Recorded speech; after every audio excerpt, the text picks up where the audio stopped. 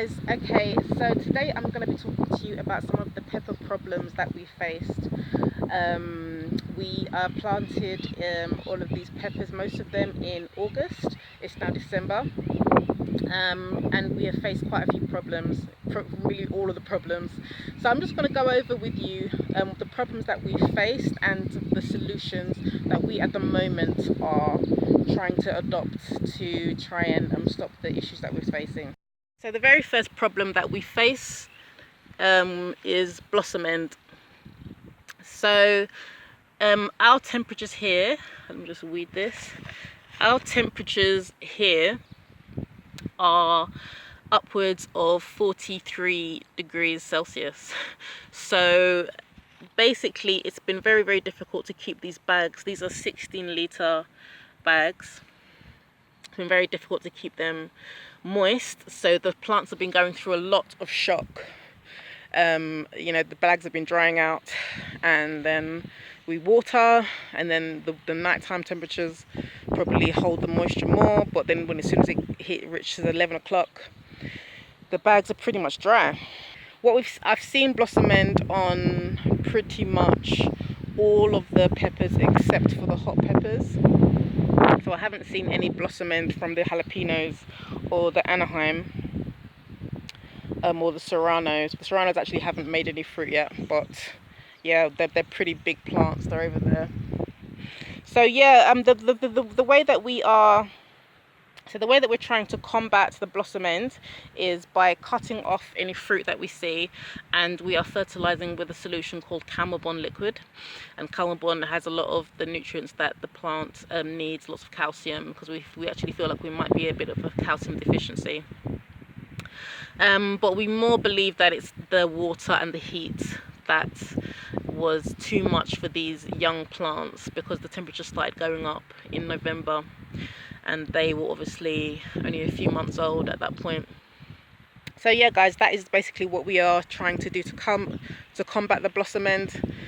We're fertilizing with a Calmabon liquid, and we are culling all of the fruit. So one of the other problems that we faced, guys, is spots. So I'll show you, I'll insert some pictures of the kind of spots that we're seeing on the plants, the leaves, and we're experiencing some diabatic leaves. So we are suspecting that it's bacterial spot. I've seen bacterial black spot, that's for sure. I've seen them on the hot peppers, which is a real shame. And then I've seen lots of these golden lesions on the plants, and it seems to be some kind of bacteria, because it seems to be spreading leaf to leaf from plant to plant. So if one plant has the spots, then you can be guaranteed that the plant next to it kind of has a couple of spots. So I do think that it's something bacterial. Unfortunately, we didn't preventatively fungicide with a copper-based fungicide. We used more of a bacterial fungicide. So unfortunately, it wasn't the correct fungicide that we used. And we are going to look into using neem oil as a preventative, and also more of an organic measure. So at the moment we're using something called Protec. Unfortunately, we can't, the copper flow, which what they suggest is just more preventative. The Protec that we are using, the Protec fungicide we're using, says that, well, their suggestion is to go into something systemic. So we are at the moment, we just fungicided yesterday, and we use the Tanazol systemic fungicide.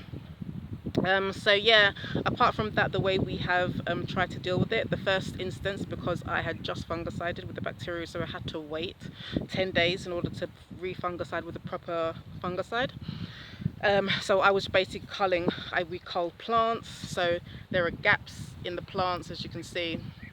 All the bags that we've removed. There are other reasons that the bags are gone as well, but yeah, that was some of the reasons. We had to cull plants that looked very infested, and I've just culled leaves as where I can. I will say that the culling of the leaves, it may have caught it. I pray to God that we caught the disease in time and we fungicided correctly now, and we're just going to continue culling the leaves. So yeah, that's pretty much the only solution, because if it is a bacterial spot, unfortunately there isn't a cure. What we're praying for, even if it is bacterial spot, is that it won't affect the fruit. That's kind of like we're kind of leaning towards whether it's bacterial spot or bacterial speck. So we're not sure until we can get somebody to come do a proper analysis of what could be some of the issues. So I'll update you on that, whether or not we get the answer to that. One of the things that we think might be causing the bacterial spot is the fact that the sprinklers are basically leaf length, and they are just hitting the bottom of the leaves, and that's where we find obviously the most of the spots is the bottom of the leaves, unfortunately. So if you can see, there's a lesion there, and this plant, the bottom of it isn't looking particularly good. So we think that might be a culprit as well. Unfortunately, until we can afford drip irrigation, this is the best that we can really do. So it's a bit of a battle. It's a big problem because we don't want to cause disease, but we're just doing the best that we really can. Okay, so another problem that we faced, and I told you we had the gamut of problems here, is because of the heat. So we had formerly healthy plants that are now dying back. Since we've basically for the past 10 days had temperatures, as I said, upwards of 43, 45 degrees Celsius. You know, it's not comfortable for humans, let alone plants, and not let alone young plants. So it was a shame that we ended up losing a lot of plants because of wilts, and I'm going to show you now some plants. So basically what I'm doing to combat it is pruning the plants back, topping them and pruning them back. So that is what I'm going to show you a bit of today, is me topping and pruning these plants back. I did top and prune some and saw that the plant did revive, so I'm hoping that I can save some others, but there is going to be a cull because some of the plants are dead. Okay guys, so here we have two examples of plants. So this was beginning to wilt and I started to water it by hand. So that is one way that we have tried to combat the wilting, is by watering by hand. You can see that the top has definitely come back since watering. Unfortunately the bottom is died out, but you can see that since I've watered, about 3 days I've been watering it, and there's been new shoots. Here's another example. As you can see, this plant is very ragged, unfortunately, and so yeah, I'm going to try and prune back because I do see some green leaves in there, so I'm going to try and prune it back and try and see whether I can, if I top it and prune it back till, like, basically I'm going to prune it up to this node. So I'll just do that now.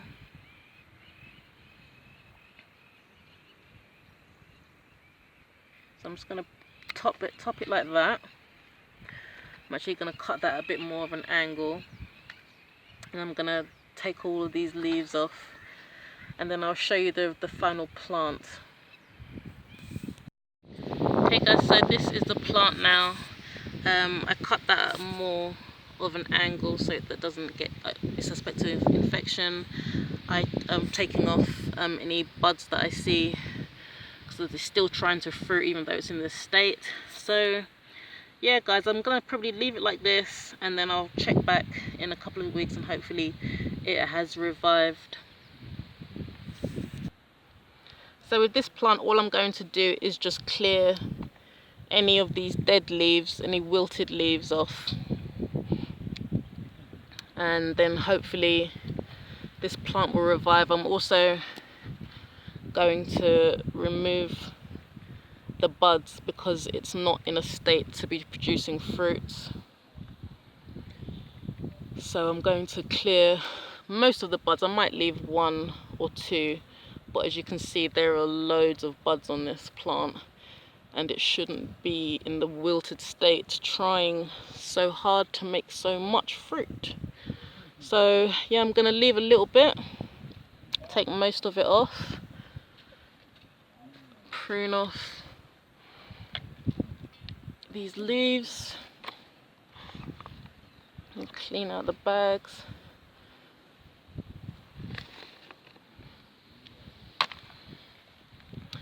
So yeah guys, hopefully this plant will do well. So this is pretty much what I'm going to do to all of the plants. The plants that are looking like this, where it's just a bit of it, I'm going to prune them back and leave all the healthy leaves. With the plants that look like this one. I'm going to cut them, I'm going to top them, take off all the buds, and try and leave any healthy leaves. Hopefully it will rejuvenate. Okay guys, so I finished pruning down the plants, leaving as much healthy foliage as I can, taking off buds where I can, and then now this is basically the result. So hopefully I'll let you know. I'll come back in two or 3 weeks to let you know whether or not some of the more harshly pruned plants actually survive.